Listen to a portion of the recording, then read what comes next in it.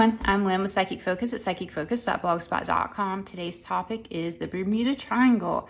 It says, once again, a ship goes missing with people on board in the Bermuda Triangle. Where do these ships and planes go when this happens, and are some of these people still alive? Here's a link to the latest. And what had happened was there were 20 people that were on a boat, and they were heading toward Florida, and they just disappeared, and they were within that Bermuda Triangle. So I have touched on this topic before, but I want to take a moment and revisit it. And I see really two different things happening in this area of the world. The first is when the right situations align, I see a portal can open and these ships, planes, etc. essentially go to a different point in time. They're still on Earth, but it feels to be a different type of Earth that is much more primitive. I relate this to how Richard Byrd, and some of you have probably heard about his explorations, and if you haven't, go in and look him up. He's really interesting. Richard Byrd is his name. He flew over the North Pole and he witnessed things that should not have existed there. Animals that shouldn't have existed, a climate that shouldn't have existed. He witnessed this as he was flying. In Richard's situation, he was able to fly through this. It was like a portal that opened up that he flew through and basically come out on the other side. But with the Bermuda Triangle, once the portal opens, they're stuck there. The other thing that occurs, and it's very unique because of the location of where this is, I see that there's an opening on the sea floor that basically burps gases up into the water.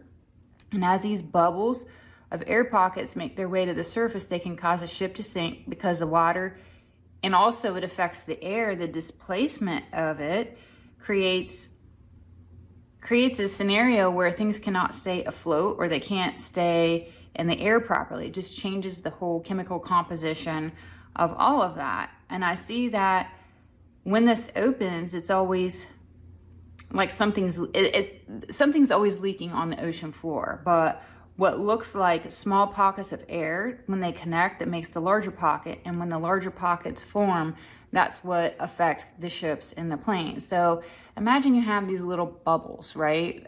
You might see it in soda or fizzy water or something like that. The little bubbles are always coming up from the ocean floor.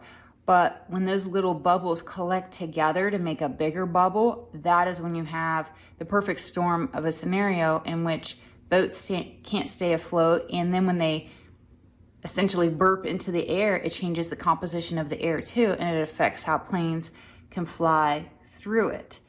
So that's what I get of the phenomena of the Bermuda Triangle. And like I said, I've touched on it before. If you want to go to the blog and revisit some of my old posts, that would be great. I also have some links on the bottom of this current post that will take you right to it as a shortcut. So either way, trying to help you out finding my information. So in the end, that's all I have. Again, I'm Lynn with Psychic Focus at psychicfocus.blogspot.com. Thank you. Bye.